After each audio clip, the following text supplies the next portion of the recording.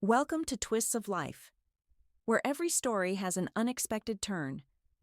Stories of joy and sorrow, hope and redemption, just like the life we all live. Make yourself comfortable. It's time to begin.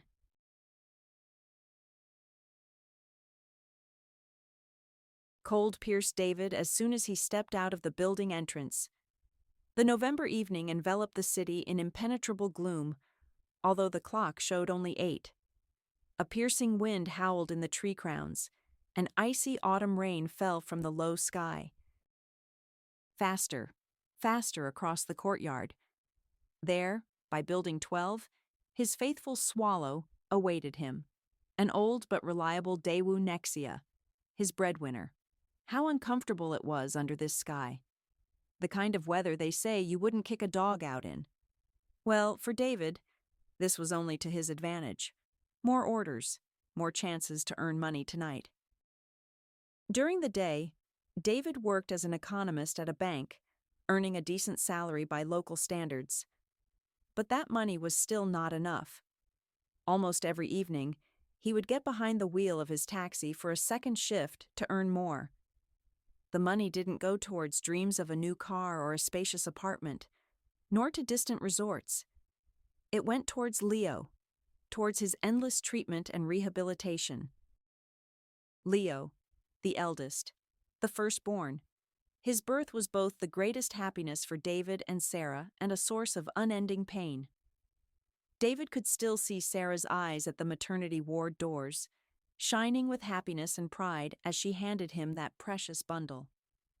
Carefully pulling back the edge of the blanket, he saw his son's face for the first time. Sleeping, with tightly squeezed eyes and comically furrowed brows. David felt as if a wave of tenderness and disbelief had washed over him. This tiny lump, this little person, could he really be his son? For the first few years, Leo grew up like a textbook child.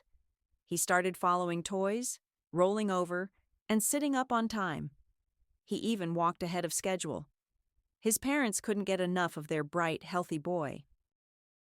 David was a father deeply involved in fatherhood. Returning from work, he would rush to his son, play with him, bathe him, feed him, giving Sarah a break. He did this not out of duty, but because he genuinely enjoyed the time with little Leo. The child was remarkably calm, understood everything instantly, and didn't throw causeless tantrums. Even as a tiny tot, you could explain a lot to him, as if he were an adult. They, of course, dreamed a lot about their son's future. "He's so clever," Sarah glowed, watching their son build a tower with blocks meant for older children. "He's probably a future engineer or architect," David agreed. It also seemed to him that Leo was ahead of his peers. They dreamed about his future, about school, where they would be praised at parent-teacher meetings. "We'll take turns going," David joked. "Otherwise, you'll get all the credit." But when Leo turned 1, life threw them a curveball. Sarah was pregnant again. Unexpectedly. They hadn't planned for a second child so soon. Little Leo was still just a baby. At first they were scared. Then they calmed down and even became happy. "It's for the best," Sarah reassured. "The age gap isn't big. They'll have fun together." "Yes, a plus, of course," David agreed. "But how will you manage alone?" "I'll be working late." "Others manage, and we will too," she said bravely, stroking her belly. The pregnancy was difficult, with severe morning sickness, which hadn't happened with Leo. "It's probably a girl," Sarah guessed. "I'd love a full set, but a boy is fine too." "It doesn't matter who," David thought, "as long as they're healthy." Sarah was very tired. Leo had grown and required constant attention. At the routine ultrasound, it turned out the girl wasn't alone. The sonographer stunned them. Twins. David almost grabbed his head, but Sarah lay on the couch, beaming, looking at the monitor where 2 tiny figures were actively moving. "Remember how we dreamed of a big family?" she asked on the way home. Of course, David remembered. Their meeting, a student disco in the assembly hall. Among the dancers, he saw her, Sarah. She stood by a column, slightly apart, watching everyone with a quiet smile. Something about her immediately captivated him. Tenderness, modesty, an inner stillness. And her smile, incredibly kind and warm. At that moment, seeing that smile light up her face, David knew he had fallen in love. At first sight. He walked over, learned her name, started a conversation. About what? Banality, probably. And then a slow dance began. David invited her. Her slender waist was in his hands. He touched her. And he knew he would never let go. He wanted to protect this girl, bring her joy, see her smile, so pure, tender, and kind. They started dating. With each passing day, David became more convinced. Sarah was his soulmate. They understood each other without words, saw life the same way. It was no surprise that they got married right after university. They both came from simple families. They didn't inherit an apartment, but after getting their first jobs, they took out a mortgage. A modest 2-room apartment in a quiet neighborhood became their nest. David believed this was just the start. He planned for career growth, dreamed of spacious housing. But for now, even this 2-room apartment seemed like paradise. Sarah turned it into a cozy, stylish space, working within a modest budget. She chose wallpapers, tiles, curtains with such inspiration. David was amazed by the result. Natural talent, she laughed. Then Leo arrived. And now, the news about twins. For the first time, David felt he couldn't cope. Their family was becoming large, and he still wasn't a department head. His salary had grown, but there was no talk of a new apartment or car. That's when he started thinking about starting his own business. And he didn't yet know how soon they would need huge amounts of money. For something entirely different. In the last months of Sarah's pregnancy, Leo fell ill.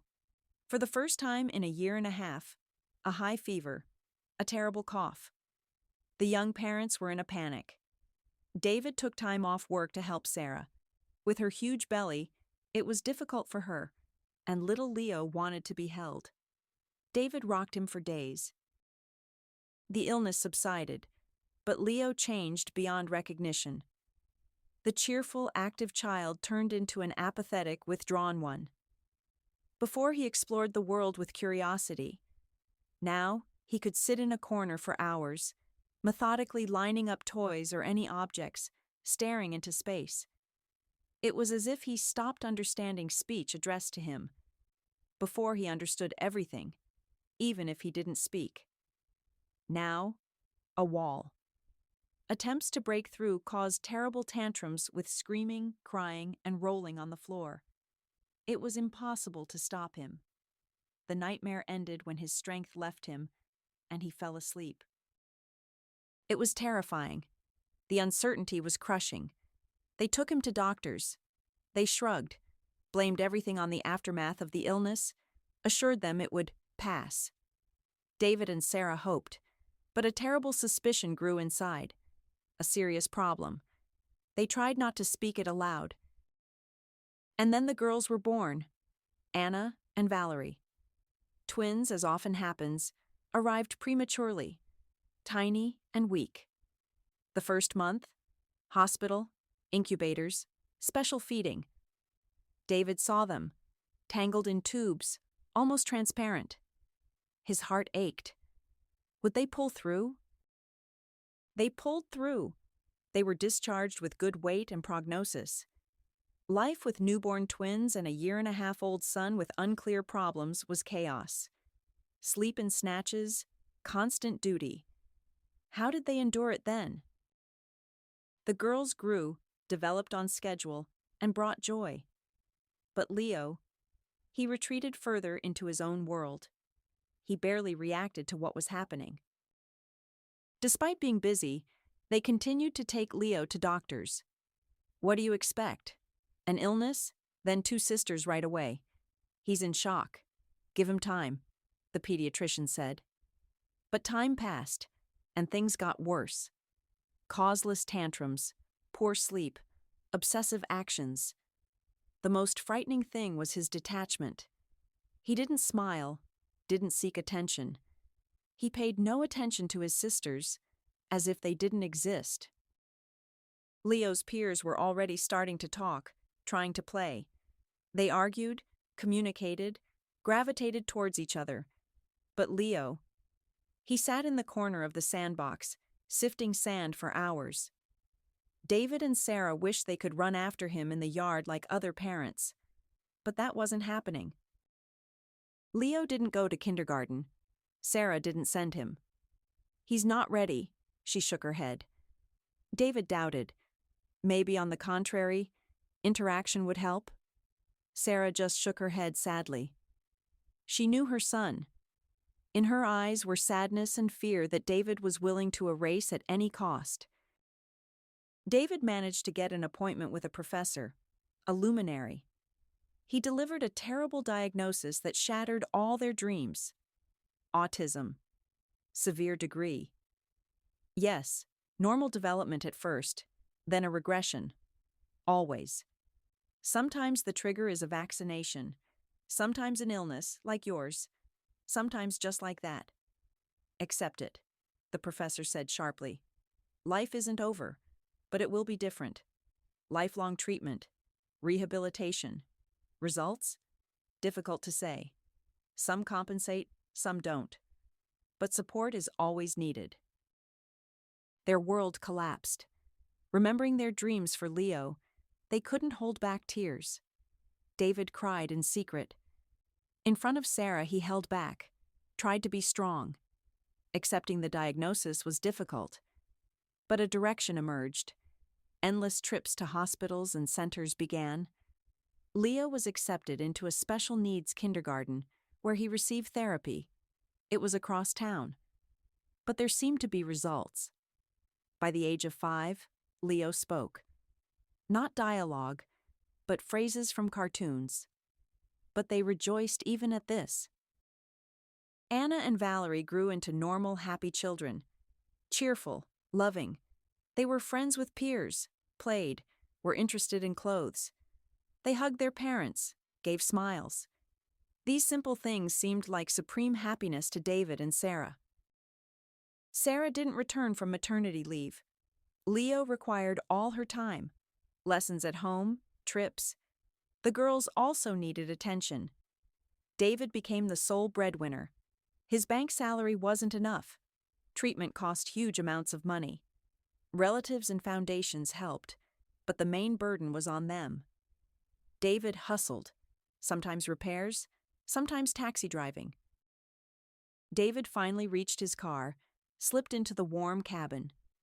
Fatigue. Heavy, crushing fatigue and despair. He knew that even taxiing all night, he wouldn't collect the necessary sum. Sarah had learned about a new method, a rehabilitation course. They promised a breakthrough, but it cost a fortune, and time was running out. Sarah had been hinting recently. He wasn't coping, couldn't provide for the family. She didn't accuse him, but she sighed, named sums, looked at him with silent reproach. It was unbearable. David felt like a failure. He couldn't give his wife and children what they needed. 10 years in the same 2-room apartment, never been to the sea, the old Nexia from his father, already rusting. Most importantly, he couldn't pay for Leo's treatment.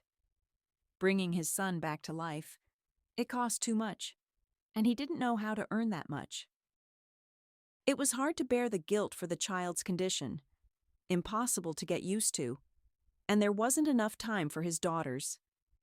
Anna and Valerie adored him, clung to his neck as soon as he walked in. His heart ached with tenderness, but time together was scarce. Sarah was tired. Over the years, she had turned into an exhausted, sharp woman with a faded look. She would niggle over trifles, pour out her fear and anger, argue, sometimes hurt him. David understood, didn't judge. He pitied her, remembering the old Sarah, tender, gentle. Sometimes she would return, and then he was almost happy. But it happened less and less often. David sighed, started the engine. The headlights cut through the darkness. He floored the gas pedal, heading out in search of passengers. On a night like this, there should be many. Sometimes he even enjoyed taxiing. He met interesting people who entrusted him with secrets. He had listened to hundreds of stories. Maybe someday he would write a book. The evening wore on. He gave a few rides, delivered a package, took a distraught man to the train station. Hours flew by. Night fell. Black, empty. No orders. Downtime. Time was passing. No money. Frustrating. He drove around looking for clients himself. The streets were empty. An unsuccessful shift. And money was so desperately needed. Sarah would sigh over the earnings again. Or worse, cry. He couldn't bear her tears. It was becoming truly frightening. He drove onto the bypass road, faster to the center. Rain was pouring down. The wipers were on maximum. He glanced at his phone. Almost 2. Soon home. He had to get up at 7. At least a couple of hours of sleep. Otherwise, he'd make a mistake at work and lose his bonus. Impossible. Absolutely impossible. Suddenly, the headlights caught a figure on the roadside. David slowed down. Strange. Who would be walking on the highway at night in this weather? An inner voice, the reasonable one, screamed, "Drive past! Shady story! Don't you have enough problems of your own? You need money. Sarah is waiting." But David was already braking. This person needed help. There were almost no cars. Maybe he was the only chance? Sighing, he made a decision. He stopped. He was surprised to see a young woman. Quite young, under 20, in a huge man's raincoat, soaked through, trembling, and pregnant, quite far along. The scene was becoming stranger. Her eyes, full of hope and despair, her face wet, from rain or tears, more likely, from everything at once. David silently opened the passenger door. The woman slid into the cabin.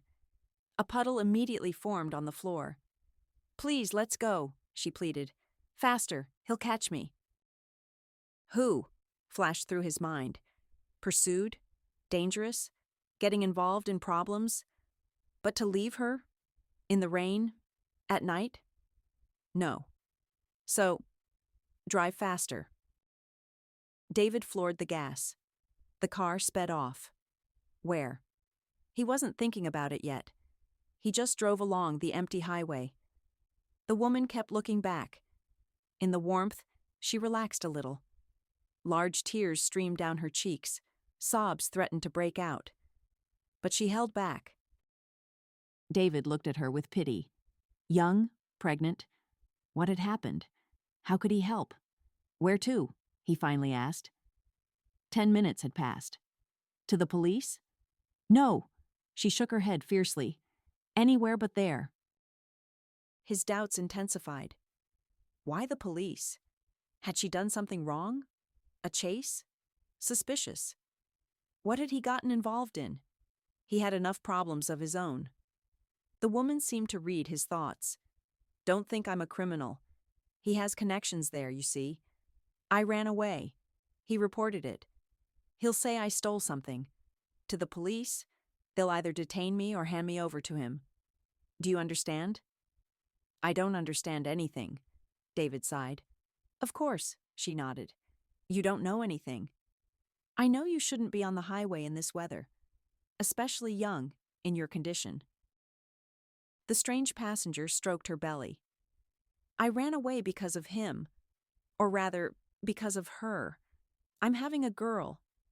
When I think that she could have fallen into his hands, that terrible man. Who are you talking about? David decided to find out. He had to go somewhere, and it was time to go home. It's my husband. Well, almost. We didn't get married. I'm glad now. Why is he pursuing you? Why did you run away? What happened? At that moment, the woman turned around. Headlights. They were catching up. She cowered, sliding down. The car sped past. She exhaled. She returned to her seat. Amazing agility for someone heavily pregnant. Not him, she smiled. Lucky. So, where to? David repeated the main question. I need to think, she said slowly. By the way, I'm Victoria. David, he said automatically. Very nice to meet you, Victoria smiled. David chuckled. In this situation, polite conversation. I'll tell you, just don't stop. Keep driving around the city. I'll pay. My father will pay. Believe me. David shrugged. Drive, then drive. I'm afraid he might have tracked me. If you stop, you never know. Okay, David nodded. I'm listening carefully. Tell me everything. Honestly. We'll figure out how to help. Okay. Victoria took a deep breath. She began her long story. Victoria grew up in Zelenogorsk, in the family of a successful businessman. Her mother didn't work. Victoria was an only child, bathed in luxury and attention. A big house, a swimming pool, the best toys, resorts, a private school. Everything was the best. Her father adored her. Grandmothers, grandfathers. She was the only grandchild. Love and attention were boundless. Until she was about 12, she thought everyone lived like that. Then she saw another life, more difficult, more dangerous, but perhaps more interesting. By her senior year, she was bored. Excitement passed her by. One step left, one step right. A guard. Not because it was dangerous, but because her parents felt safer. Her classmates were just as hot-housed. No wild adventures. Her father, remembering his own childhood, talked about freedom, dangers. Victoria listened, envying him. And her life? Neglect. Her father called her desire for freedom. You have a happy life. Don't make things up. She tried to talk to them, ask for more freedom. Useless. You are free. You choose what to do. Her mother was surprised. Her father considered her a little girl. Attempts at protest. A psychologist. Unpleasant. There they considered her mentally ill. School ended. Ahead, Moscow State University, a prestigious faculty. Her father arranged everything. An apartment, a housekeeper, a guard. No fun student life. Control even from a distance. Victoria hoped for more freedom. But nearby were her father's observers. Relatives, friends. Everyone was supposed to keep an eye on little Victoria. She had more rights, but still not many. Her parents saw her as a little girl. June, the last summer before Moscow. The boredom was unbearable. Victoria wandered through the shopping center. She needed a swimsuit, just an excuse to go out. The guard stayed in the car. She begged him. She went into the food court. She craved junk food, hamburgers, soda. She tripped, fell. The tray flew. Soda spilled on her. Her sundress was ruined. Food was scattered. Tears, from anger and frustration. And then strong hands lifted her up, helped her stand. She turned around. In front of her, a guy. Not just a guy, a hottie. Tall, strong, muscular, an open face, blue eyes on a tanned face, a white-toothed smile. Didn't hurt yourself? He asked, looking her over. Victoria was embarrassed. Just this. She pointed to her sundress. The wet fabric clung to her figure. His gaze, interested, admiring. A chill in her stomach. goosebumps, dizziness. It's a shame about the dress. It suits you. I don't care, Victoria smiled. How about getting to the car? Simple. He took off his t-shirt. Put this on. And you? She asked, admiring his torso. What about me? I have no hang-ups. Thank you, she put it on. The smell of men's cologne. His smell. She wanted to wear it forever. He offered to walk her out. They walked, talking about everything. Easily, as if they had known each other for 100 years. His gaze said it all. She had captivated him. I really liked you, he said at the exit. Beautiful, smart. Can I have your number? I'll call. Of course. Victoria was delighted. An adventure. He was so real. She would have to be cunning to meet him without the guard. She dictated her number. He called. Wow, you have quite the phone. He was surprised. Victoria was embarrassed. She didn't want money to get in the way. I'll wait for your call. And suddenly he stepped towards her. He hugged her, kissed her. Right there, in the shopping center. Her first real kiss. Not wet, not unpleasant. Magic. They became one. His strength, reliability. Her legs felt weak, butterflies in her stomach. Sorry, I couldn't help myself, Alex smiled. You're so beautiful. I liked it, Victoria said honestly. He beamed. Secret meetings began, under the pretext of yoga. The guard would drive her to the center. Victoria would slip through the back entrance into the courtyard, and immediately into his arms. How wonderful! She couldn't take her eyes off his blue eyes, his smile with dimples. They walked, sat in the park, went to the cinema. Then he started coming in his old car. It kept breaking down. He swore at the rusty tin can, fixed it. His strong hands knew their work. Nothing was impossible for him. This was admirable. Soon they knew everything about each other. Victoria, about her boring golden cage. Alex shook his head. Yes, you're a princess. I can't provide that. What are you talking about? You're the best. And your peers are spoiled, boring, Victoria said hotly and kissed him. You're incredible, he said, looking into her eyes. Alex told her about himself. A small town, a poor family. His mother raised 2 children alone. Childhood, the streets, adventures, sometimes dangerous. Like Victoria's father. He left school after 9th grade, went to a technical college. He loved cars, the army, a contract. He needed money. His sister had a baby, became dependent on their mother. A hot spot. He didn't give details, but his eyes would turn cold. He had been through something terrible. Victoria hugged him. He recovered quickly. He quit. With the money he earned, he bought a small apartment, started a business, a car repair shop with his friend Mike. They took out a loan. Mike was from the police. They served together, survived together. In a small town, competitors, having your own people in the police. It was salvation. Alex's life was a struggle, full of dangers. It boiled with activity. Victoria's was a stagnant pond. With him, it became interesting. Secret meetings, like in a movie. She wanted to be with him always. He wanted it too. I don't get enough of you, he would say, squeezing her hands. Those words made her head spin. She had never felt so desired. He became the most important person.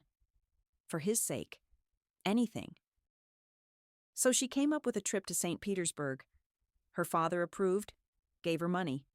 The guard put her on the train. Victoria bought a ticket but got off on the other side. She jumped into Alex's arms. He was waiting. For the first time in his town. Small, dusty, uncomfortable. It didn't matter. He was there. 3 days together. Alone. Wonderful. The apartment, small, new, renovated. Little furniture, a special charm. Alex was an excellent cook. Victoria, who didn't even make a sandwich at home, felt awkward. He taught her simple things: scrambled eggs, soup. She liked it, especially for her beloved. Talented student, he praised, chewing on overcooked cutlets. She met Mike. They served together, survived together. The friends discussed the car repair shop. They needed money. Victoria offered to help. I have some. My father transfers it. It's accumulated. Take it. What are you doing? How will I feel? Alex protested. What's wrong with that? You're my love. I want to help, she persuaded him. He, embarrassed, accepted.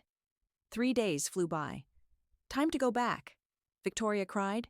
He stroked her. Will you come? I'll try. I can't abandon the business. I'm working for us. I want to come to your father, not as a pauper, but as a success. Victoria nodded. He was right. But it didn't matter to her who he was. The important thing was being together. It was hard to leave. Life in Moscow, the same golden cage. Without parents, but with a guard and a housekeeper. No parties. Lots of studying. And longing for Alex. They barely communicated. She missed him. And also, she felt unwell. Nausea, weakness, aversion to food. One morning, after another bout, it hit her. She bought a test in the university bathroom. 2 lines.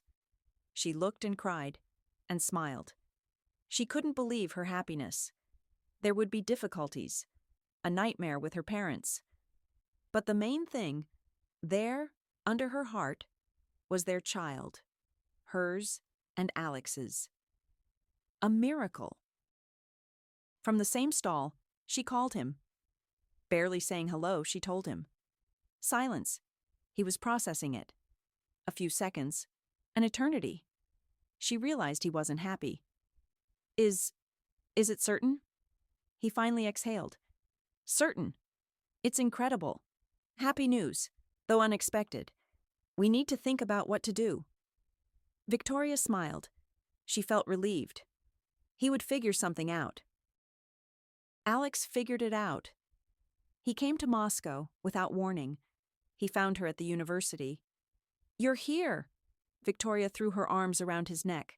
Where else would I be? He nodded. He said it was time to talk to her parents. He insisted she call her father right then and there, to formalize their relationship, the changes. Victoria didn't want to, but he was firm. She told him. Her father listened without interrupting. Then, he would come for her. You don't understand. Alex and I will live together. But her father wasn't listening. It turned out he knew about Alex. He had investigated him. He hadn't interfered, knowing her stubbornness. But they were watching. He's a bad man. Dangerous. Don't stay with him. I knew you were sneaking off to see him. I hoped Moscow would distract you. You knew. Yes, and I know more. Do you know he was involved in... Alex snatched the phone. He hung up. His eyes blazed with fury. She had never seen him like this. Well then, a choice, Alex said sternly. Your parents won't accept me. No, they don't know you. That's true. Either them or me and our child. Victoria thought.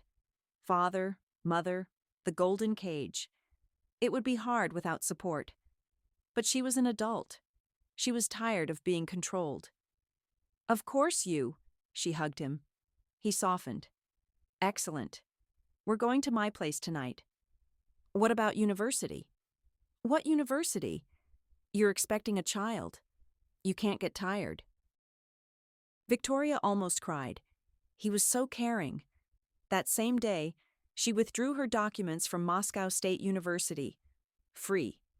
While packing, she ran into her parents. Her mother cried. Her father coaxed, threatened. Victoria stood her ground. Alex had warned her. They'll say I'm a pauper, a freeloader. And so they did. Victoria was disgusted. I'm 18, I'm an adult. Go, her father exhaled. But no, when you realize who he is, come back. We'll accept you any time. Victoria nodded, slipped out of the house. She was sure she was heading for a happy life. With him, with their child. Her parents would understand. Alex was waiting by the gate. He jumped out, hugged her, took her bag. Hey, her father shouted from the balcony. If you hurt her, you'll have problems. Alex's eyes flared with rage. But he controlled himself. He got behind the wheel. Victoria also wanted to leave as quickly as possible. Family life began. They didn't register their marriage. First, the wedding, then, after the birth, so Victoria would be slim. At first, happiness, falling asleep, waking up next to him, cooking, waiting for him to come home from work. He was caring, bought fruit, asked about her well-being, went to the doctor with her. Victoria felt loved. Alex was there. Their daughter was coming soon. At the ultrasound, he almost cried with emotion. But over time, Alex changed. Fault-finding. At first jokingly, then seriously. He accused her of being a bad housekeeper. How was she supposed to learn? At home. Servants. Victoria could cook, clean, but it wasn't enough for him. Dirty floors, clothes, the refrigerator. He called her a slob, incompetent, dirty. He cleaned things himself. Victoria felt sorry for him, felt burning shame. He knew how to instill guilt. Then it turned out Alex drank. At home, he would come home drunk. He had company over. Mike was almost always there. Victoria didn't like him, fake, unpleasant. He would look at her, make jokes. Alex didn't react. It was hurtful. He looked at Mike like an idol. Mike had saved his life in the hot spot. Alex went to work, a factory, business, but there wasn't enough money. They lived on what Victoria had brought. Jewelry, clothes, everything was sold. For the business, for food. The car repair shop wasn't profitable. One day Victoria suspected there was no car repair shop. Mike unintentionally confirmed it, laughing. Then he composed himself, but Victoria understood. She thought he was lying to seem better. She pushed away thoughts about the money she had given for a non-existent business. She didn't communicate with her parents. Alex didn't forbid it, but she felt uncomfortable upsetting him. She still loved him. She considered his insults deserved. But it became clear. She was unhappy with him. He had become distant, a stranger. Only fault-finding and demands. A sharp lack of money. Her things were running out. Only a couple of trifles remained. She realized she had made a mistake. But how to go back? Admit her parents were right, that she was a fool. It was shameful. She stayed, hoped, tried to live up to his expectations. And then, for the first time, he raised his hand. There wasn't enough money for pills. Where am I supposed to get it? Ask your daddy. It's his granddaughter. My daddy? Maybe I should go there? Why have a husband like this? She didn't finish. Alex's face contorted. His eyes were terrifying. Is that what you think? He roared, sweeping everything off the table. Insults, cursing. Victoria stood stunned. She didn't recognize him. Had she really loved this terrible man? He struck her across the face. She fell onto the sofa. Her cheek burned. Tears welled up. He froze. He hadn't expected it. He swore and left. He returned in the morning, drunk, not aggressive. It happened again. Physical abuse became the norm. Slaps, shoves, for any little thing. She threatened the police. He laughed. Complain. Mike works there. High rank. My own people. What will happen to a complaint? She couldn't scare him. Her patience snapped. She decided to leave. She packed her bags. He didn't let her. He took the key, stood by the door. He begged, apologized, promised to change, called himself names. Victoria wavered. She rushed into his arms. She believed it was all over. But nothing changed. Reproaches, beatings, drunkenness. She packed her things again. This time, he roughly pushed her away, took her phone, her key. She cried, begged, "Why do you need me if you don't love me? Let me go." "You're carrying my child," he explained. "You'll give birth, leave the baby with me. Go wherever you want. My daughter won't grow up without a father. I grew up without a father. It's hard." For the first time, she thought he was crazy. She was soon convinced. She tried to escape at night. During the day, she was locked in. 5th floor. She slipped into the hallway, quietly turned the key. He woke up. He rushed out, pushed her away. She fell, hit herself. He went mad. He shouted, threw things. Then, he handcuffed her to the radiator. Where did he get them? Mike, probably. A policeman. Life became hell. For days, chained to the radiator, away from the window. In the evening, Alex. He fed her, ignored her, punished her with silence, indifference, as if she were nothing. Fear. What if he didn't come? She would die of hunger. Alex. He was crazy. Her father was right. He just didn't realize how much. Terrible. Dangerous. She was his victim. The apartment? A prison? One day she asked, "What now? The birth is soon. Will I give birth in handcuffs?" "Yes," he answered simply. "I watched videos. The process is disgusting, but nature takes its course." "Give birth here?" Victoria was horrified. "Yes. Then I'll take the baby.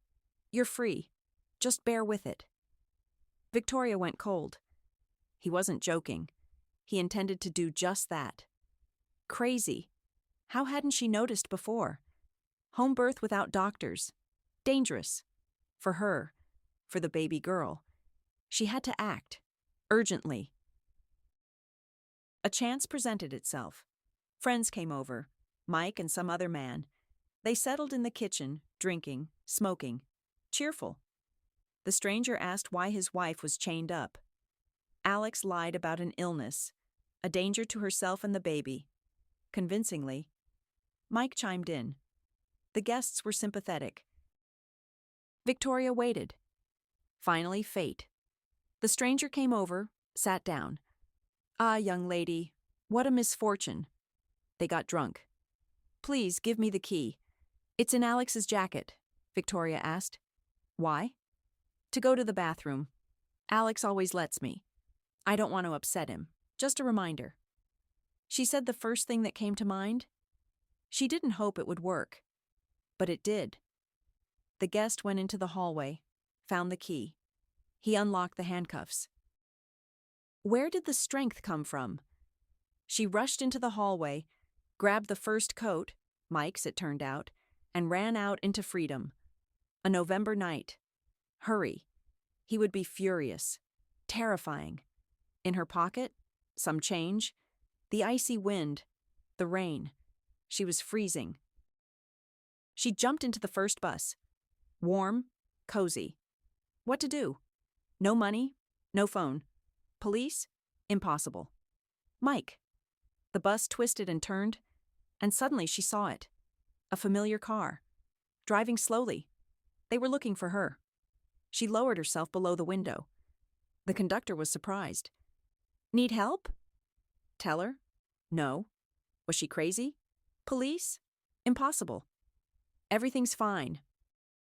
She got off at the last stop, a deserted outskirts. What now? Go back. They'd find her. Go somewhere. To her hometown? Hitchhike on the highway? Dangerous. But there was no other way. And she walked. Just straight ahead.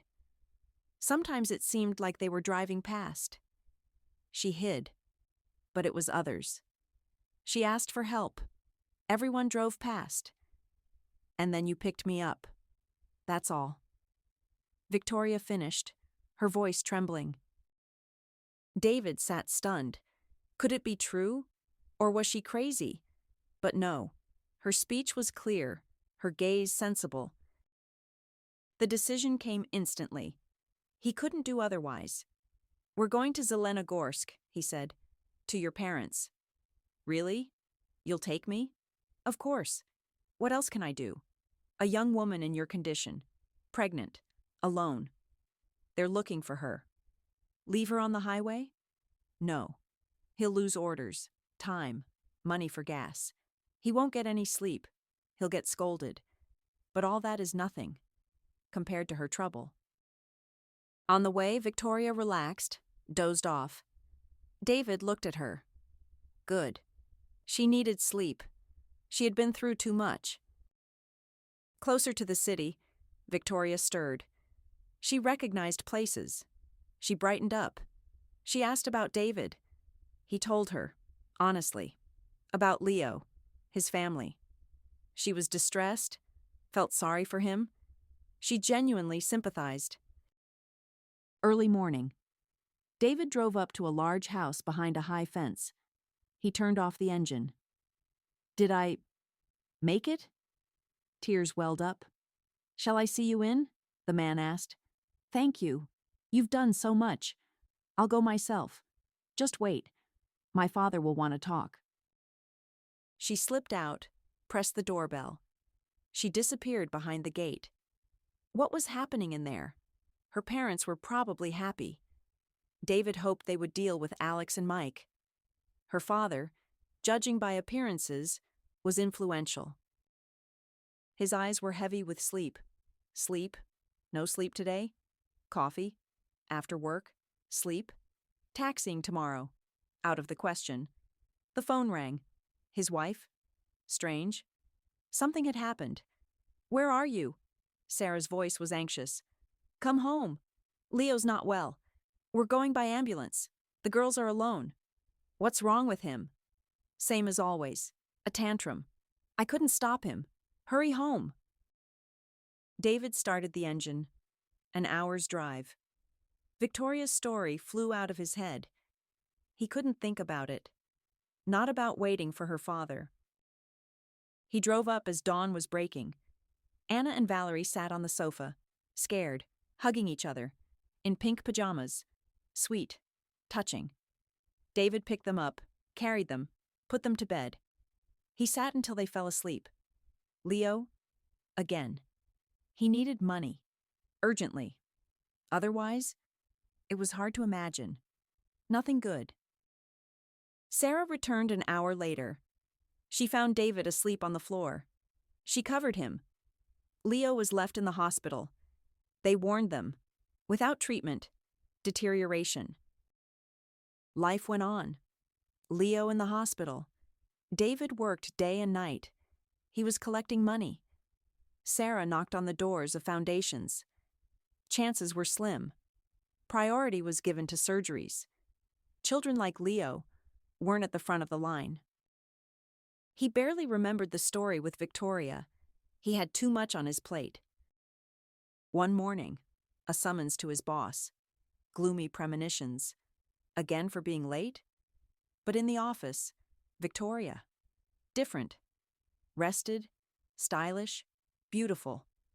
Next to her, a man. Strong with a sharp gaze. Her father. It was obvious immediately. Talk, the boss smiled and left. The man stood up, shook David's hand. Thank you. You saved my daughter. She is the most precious thing. I just gave her a ride. She saved herself. She wouldn't have saved herself without you, Victoria interjected. She walked over, hugged him. I was stopping cars. They saw me but drove past. Didn't want problems.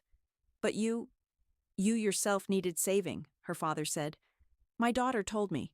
A difficult situation. What about Alex? Did you find him? Of course, he nodded. That same night. He'll get what he deserves. Cruel. And his friend won't help him. Alex had a difficult childhood, a stepfather, a hot spot. He went off the rails. At first he wanted money, ransom. He intimidated her, a terrible man, with a broken psyche, and Victoria fell for someone like that. Victoria listened, her eyes lowered. Sadly, she hadn't recovered. Would she? "We want to help Leo," Victoria said. "Yes." Her father brightened up. "We found out about the diagnosis. I contacted luminaries in St. Petersburg. They're waiting for the child at the center, with the family. The hotel is paid for. Leo will be treated. You can tour St. Petersburg. The girls will find it interesting. The doctors are the best. They pull through worse cases. I need to talk to my wife." David couldn't believe it. The problem was solved? "She knows everything," her father smiled. "We talked. She's packing suitcases." "And she wasn't just happy about the treatment," Victoria added. Sarah smiled and said her husband is the kindest, most noble man. "She's happy." David felt warmth. The world became brighter, lighter.